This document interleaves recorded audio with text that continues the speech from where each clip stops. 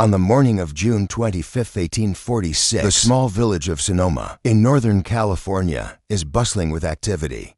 Children run through the dirt roads, livestock shuffle round the edges of the settlement, and townspeople are busy with the daily rhythm of chores and business.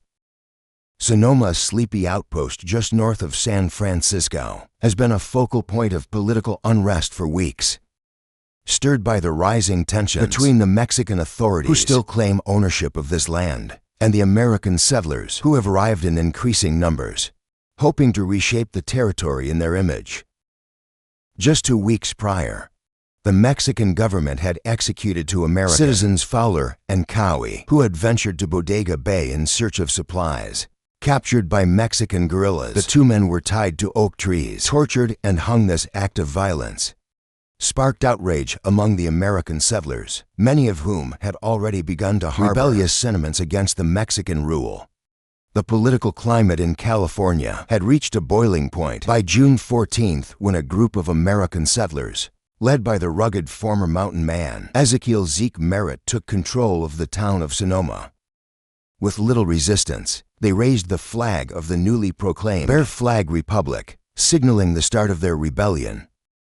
The town's founder and military leader, General Mariano Vallejo, was swiftly arrested. The actions of these rebels soon caught the attention of Mexican authorities, with Governor Pio Pico dispatching Captain Joaquin de la Torre and a contingent of soldiers to quash the insurrection.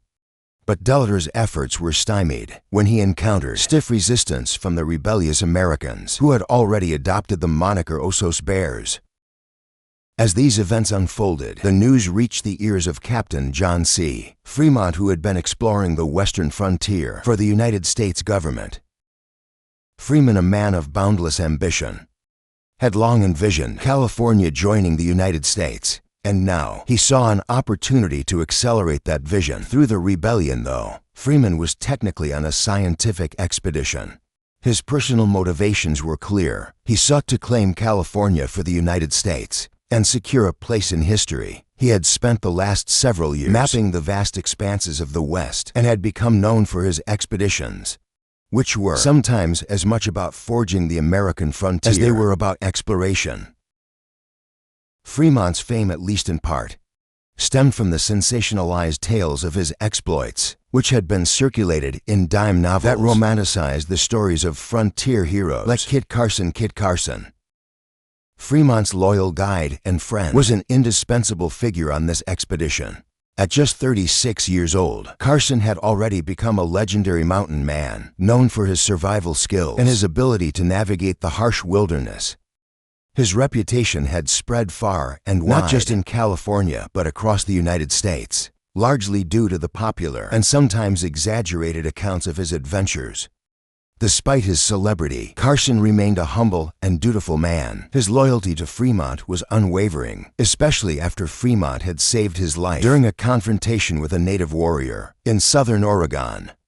When Fremont received word of the rebellion and the escalating tensions in Sonoma, he immediately saw it as his opportunity to join the fray.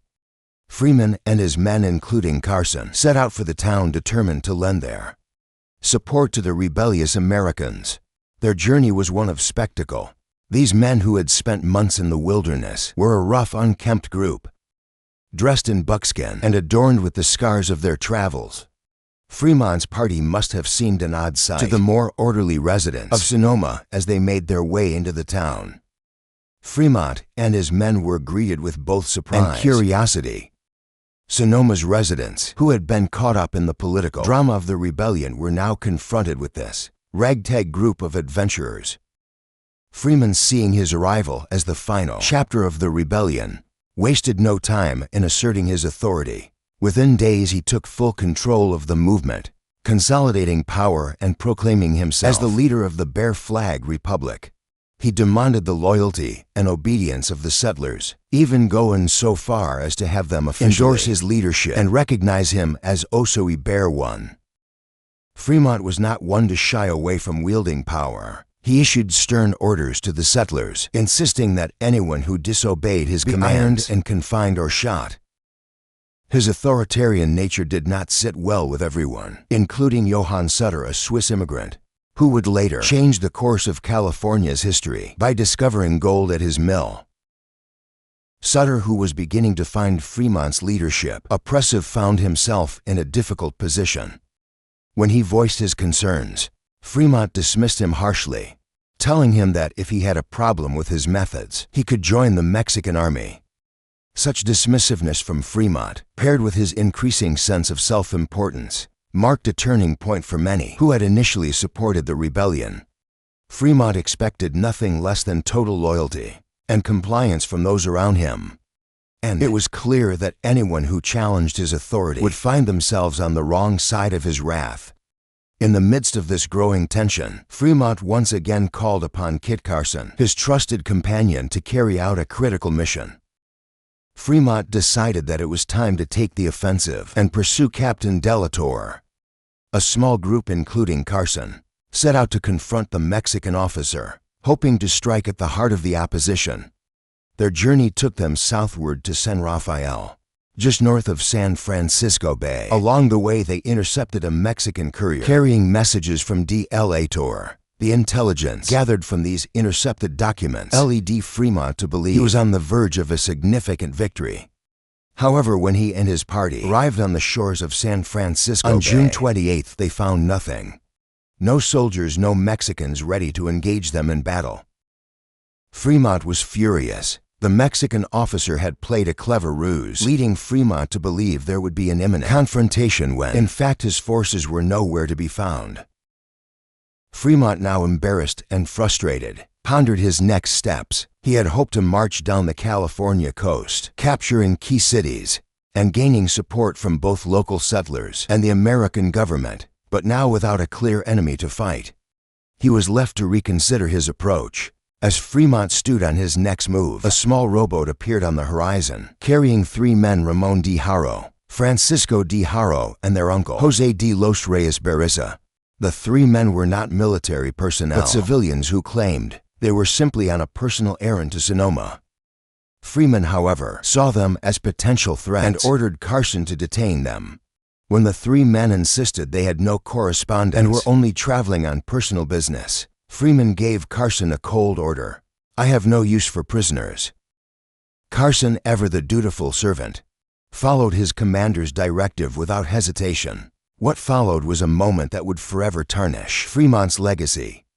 Without further questioning, Carson executed the three men, Ramon, Francisco, and Berriza, shooting them without mercy as they lay on the shoreline. The execution was swift and brutal, leaving the men dead in the sand, their families left to mourn in confusion and disbelief. The killings, which took place on the shores of San Francisco Bay, have been the subject of much historical debate. While some attribute Fremont's decision to a bloodlust born from his desire for revenge and military success, others point to Carson's unwavering loyalty to his commander as the key factor. Despite Carson's well-known affection for Mexican culture, having been married to a Mexican woman, Josefa Jaramillo, and having children of mixed heritage, his unquestioning obedience to Fremont's authority led to the cold-blooded execution of innocent men. Carson's actions have often been misunderstood. While some have speculated that racial animus played a role, it is more likely that Carson's deep-seated need for approval from Fremont, coupled with his sense of duty and loyalty to military hierarchy, were the driving forces behind his actions. Carson had not been raised in the circles of education or high society that Fremont had, and this disparity may have contributed to Carson's sense of inferiority and his unshakable respect for Fremont's authority. Fremont, on the other hand, was already shaping his narrative for a future as a political and military leader. He saw this moment as a stepping stone to greater power, a chance to further cement his place in history by taking California from Mexican control and ensuring that it became a part of the United States. He was willing to sacrifice lives, be they soldiers or civilians, in pursuit of his vision, all while keeping his hands clean of the bloodshed. The killings of the Darrow brothers and their uncle would become a dark chapter in the history of California's revolution. Yet Fremont's march continued, with the ultimate goal of securing California for the United States. Over the next weeks, Fremont led his men south towards Monterey and Los Angeles, where he would link up with American naval forces to complete the conquest of California.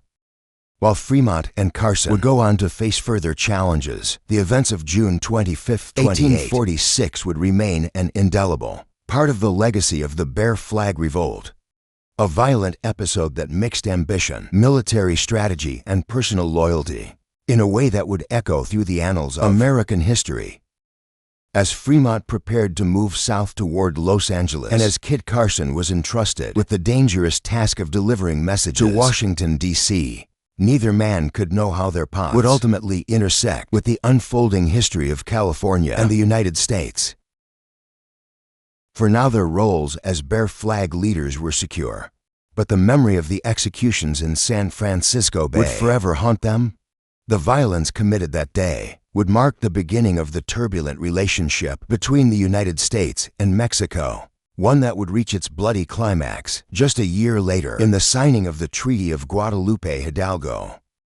The ghosts of the Darrow brothers and their uncle, shot down in the sands, would live on in the stories and songs of the Mexican settlers, serving as a reminder of the price that would be paid for the land they had once called their own.